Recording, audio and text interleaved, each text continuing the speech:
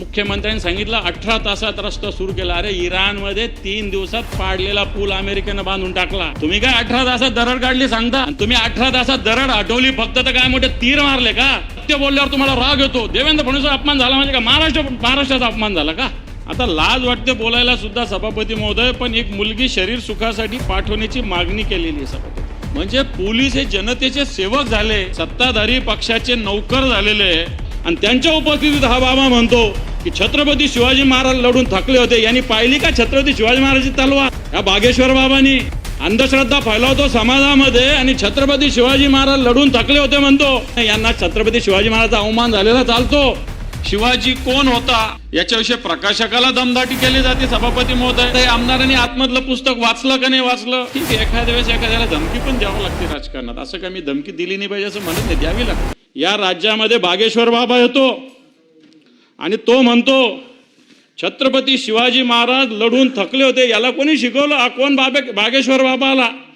हा शिवाजी महाराजाविषयी बोलतो की छत्रपती शिवाजी महाराज लढून थकले होते, सरकार काही करत नाही. त्या स्टेजवर मान्य मुख्यमंत्री बसलेले असतात, संघचालक बसलेले असतात, आणि त्यांच्या उपस्थितीत हा बाबा म्हणतो की छत्रपती शिवाजी महाराज लढून थकले होते. यांनी पाहिली का छत्रपती शिवाजी महाराजांची तलवार?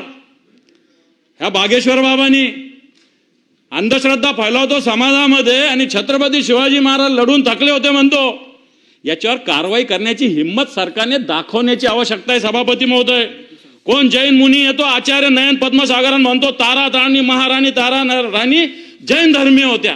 जैन धर्माचा आधार करतो आपण, पण तारा राणी जैन धर्मीय होते कोण म्हणतात? अरे जिथं गवताला भाले फुटतात हे तारा राणीने सांगितलेले आपल्या महाराष्ट्राच्या इतिहासामध्ये.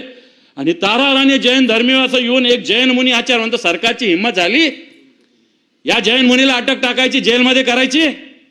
सरकार करत नाही, बागेश्वर बाबाला करत नाही. यांना छत्रपती शिवाजी महाराजांचा अवमान झालेला चालतो. यांना तारा राणी महाराणी तारा राणीचा अपमान झालेला चालतो सभापती महोदय.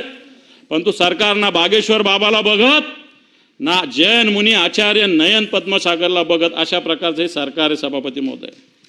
सभापती महोदय, या राज्यामध्ये भोंदू अशोक खरातकडे पोस्टिंगसाठी लोक जातात. या राज्याची स्थिती काय? फुले शाहू आंबेडकरांचं राज्य म्हणतो, पण भोंदू अशोक खरातकडे अधिकाऱ्यांना जावं लागतं. त्या अशोक खराचं आता काय चालू आहे माहिती नाही, परंतु मला असं वाटतं ही घटना आपल्या राज्यामध्ये घडली हे तितकीच महत्वाची सभापती महोदय.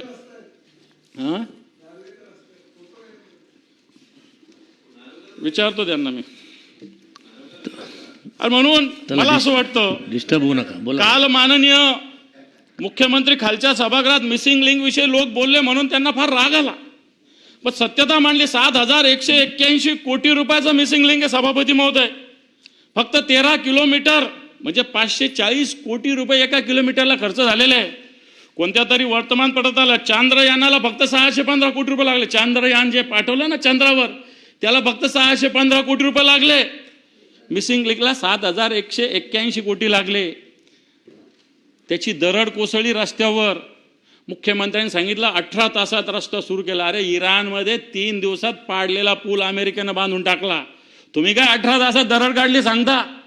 इराणमध्ये 3 दिवसात अमेरिकेनं उडवलेला पूल इराणनं बांधून टाकला, आणि तुम्ही 18 तासात दरड हटवली फक्त, तर काय मोठे तीर मारले का? तुम्ही सांगितलं होतं 240 वेगाने येणारे वारे सुद्धा 90 किलोमीटरच्या वेगाने वारे होते. ही देशाची टेक्निक, ती देशाची टेक्निक, कुठे गेली तुमची टेक्निक? आणि म्हणून तुम्ही, मला असं वाटतं या जनतेचा पैसा आहे, जनतेला 66 दिवसात तुमचं हे मिसिंग लिंक पडतो. सत्य बोलल्यावर तुम्हाला राग येतो. देवेंद्र फडणवीसचा अपमान झाला म्हणजे का महाराष्ट्राचा अपमान झाला का? महाराष्ट्र वेगळा आहे. हा महाराष्ट्र छत्रपती शिवरायांचा आहे, जिजाऊचा आहे, महात्मा ज्योतिबा फुलेंचा आहे, शाहूंचा आहे, आंबेडकरांचा आहे. आपण त्याच्यातले नागरिक लक्षात ठेवा. आणि म्हणून मला असं वाटतं भ्रष्टाचार मग आता तिथंच झालं. मग अटल सेतूला का चिरा पडल्या? कोस्टल रोड का गळतो? हे पण झालं ना. ह्या पण गोष्टी या काळात घडलेल्या आहे. आणि म्हणून मला असं वाटतं एक भ्रष्टाचाराचं थैमान या राज्यामध्ये सभापती महोदय आताच्या घडीला मोठ्या प्रमाणात वाढलेलं आहे. सभापती महोदय, मनोज जरांगे कुणबीच्या प्रमाणपत्रासाठी उपोषणाला बसले होते. मी त्यांच्या उपोषणात होतो. 2025ला सप्टेंबरमध्ये आंदोलन केलं होतं. विखे पाटील साहेब आहेत इथं. निश्चित घोषणा चांगली आहे, सगळं झालेलं चांगलं आहे, पण पुढे गाडीच धकत नाही. सरकारने घेतलेला निर्णय पण चांगला आहे. हैदराबाद गॅजेटचा मुद्दा महत्वाचा आहे, परंतु या हैदराबाद गॅजेटच्या नोंदीची घोषणा होण्याची आवश्यकता आहे.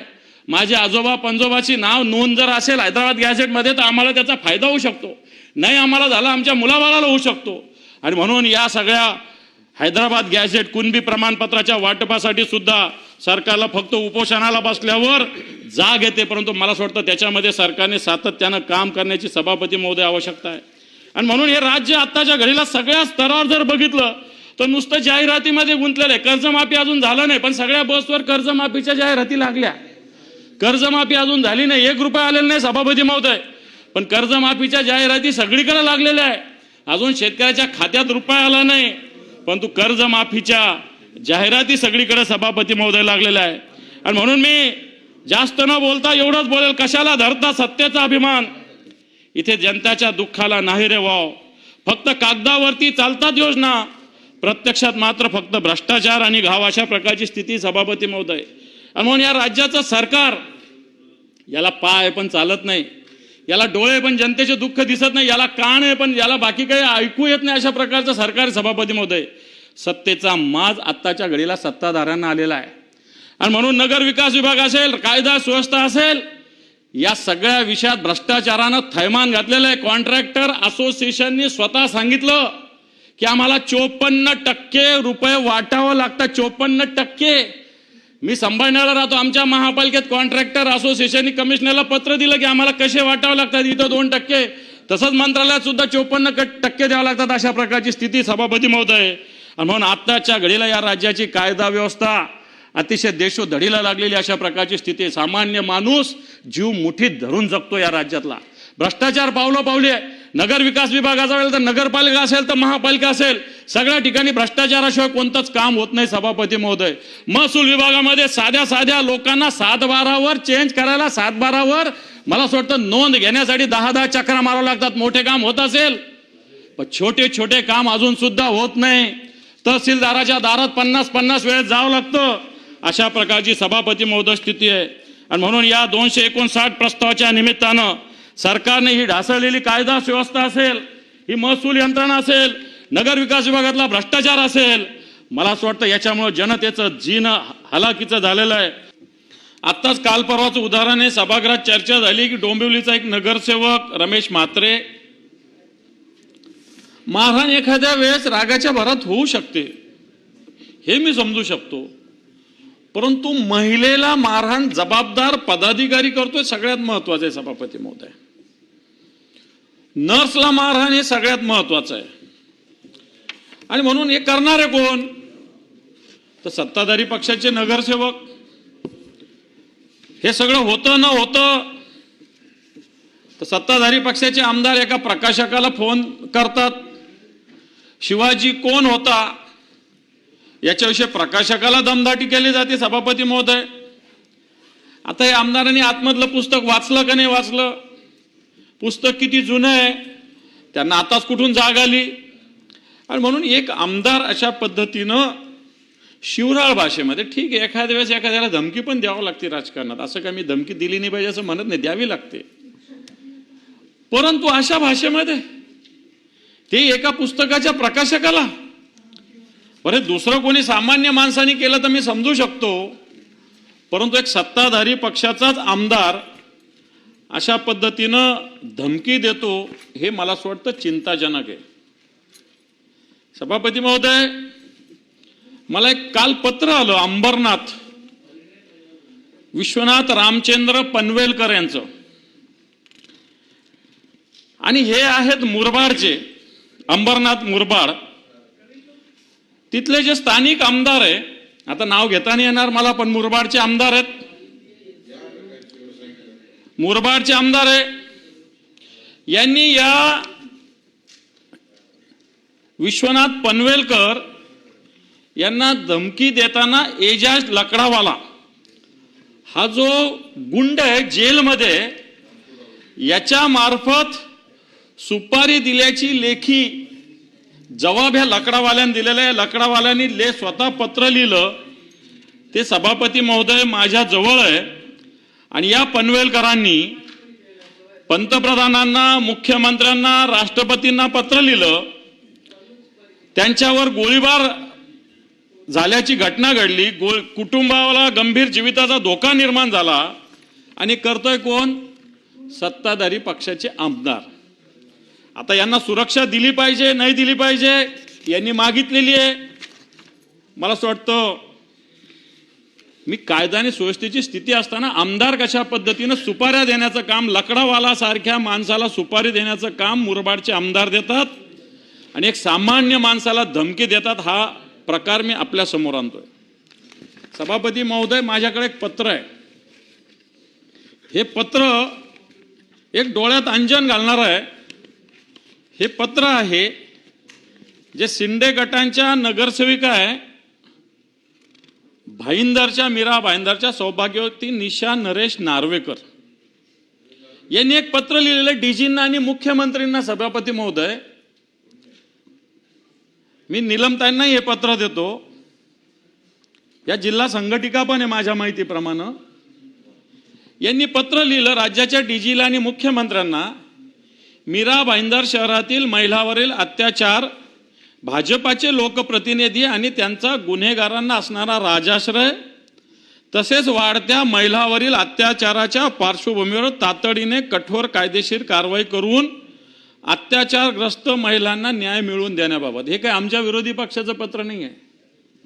सत्ताधारी पक्षाच्याच एक आमदार आहे मीरा भाईंदरच्या, जिल्हा संघटिका आहे निशाताई नरेश नार्वेकर नावाच्या.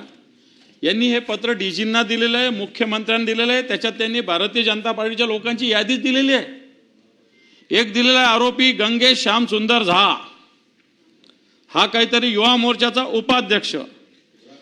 एक आरोपी राजेश चव्हाण, एक आरोपी लक्ष्मण गणपत जंगम, एक आरोपी नगरसेवकांच्या संदर्भातले अनिल बाबूराव भोसले, नवीन गुप्तेश्वर सिंह, संजय वसंत थरथरे, दिनेश तेजराम जैन, प्रशांत दळवी.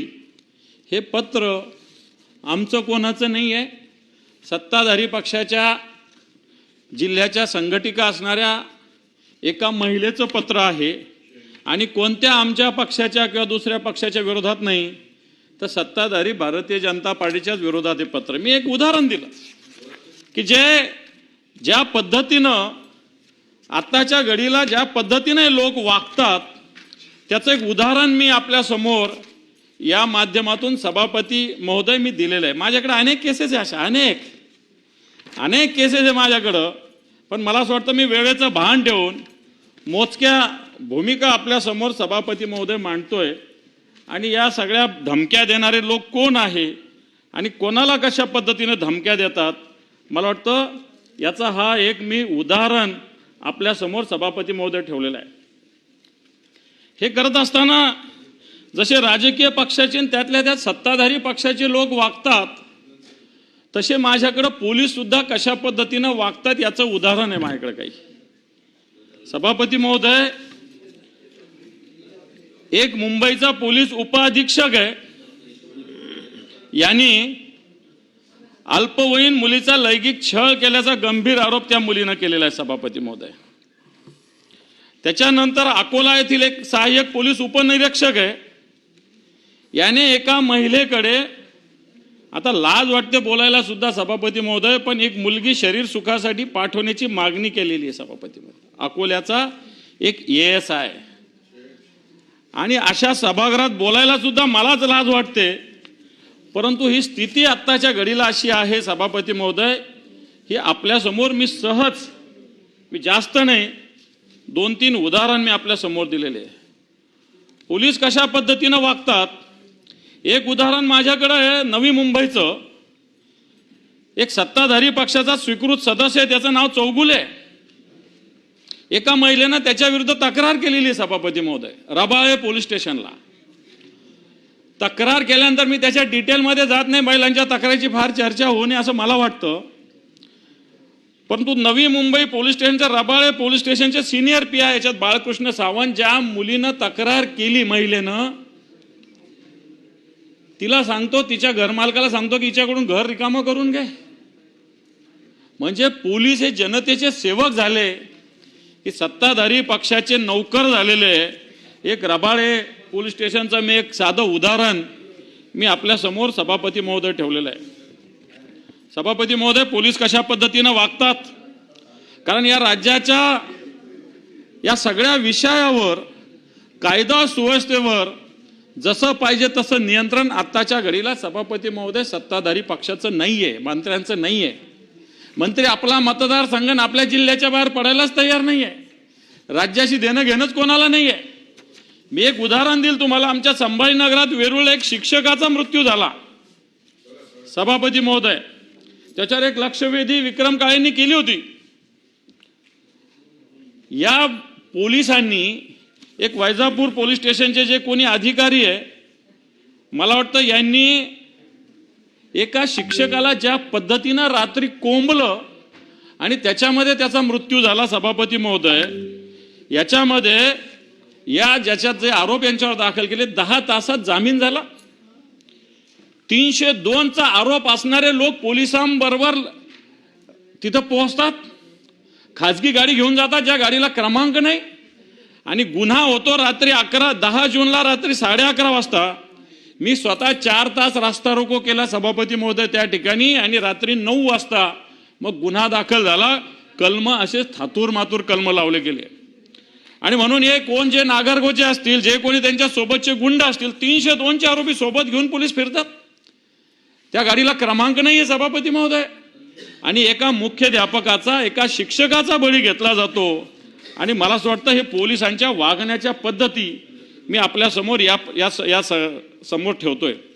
याचा मला असं वाटतं एक शेर म्हणून मी माझं भाषण संपतो. ये दबदबा ये हुकूमत, ये दबदबा ये हुकूमत, ये नशा ये दौलत, ये दबदबा ये हुकूमत, नशा ये दौलत, किरायादार है सब, किराएदार है सब, घर बदलते रहते हैं, घर बदलते रहते हैं. धन्यवाद. जय हिंद, जय महाराष्ट्र. सभापती महोदय.